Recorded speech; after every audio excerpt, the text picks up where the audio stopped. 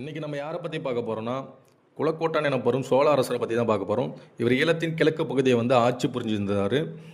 இவரை பற்றி சொல்லணும்னா இவருடைய தந்தை வரார மகாதேவன். அதுபோல் இவர்கள் சங்க காலத்தில் சோழ நாடு மற்றும் பாண்டிய நாடை ஆட்சி புரிஞ்சிருந்த மனுநீதி சோழரின் வம்சத்தை சார்ந்தவர்கள்.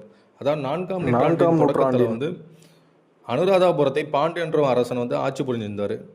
அவரை எதிர்த்து போரிடுவதற்காக வரார மகாதேவன் தன்னுடைய படையுடன் இப்போது உள்ள ஈழத்தின் கிழக்கு பகுதியில் உள்ள ஒரு ஐலாண்டில் போகிறாரு. அங்கே போயிட்டு அதை கைப்பற்றி பின்பு அதை ஆட்சியும் புரிகிறாரு.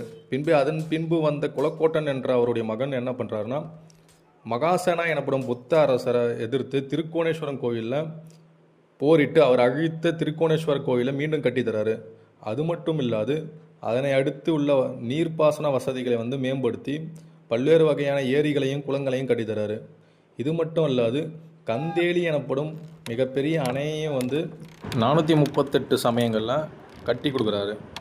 அரசரை பற்றிய தகவல்கள் யாழ்ப்பாண வைபவ மாலை மற்றும் கோணேஸ்வர் கல்வெட்டில் இடம்பெற்றிருக்கிறது.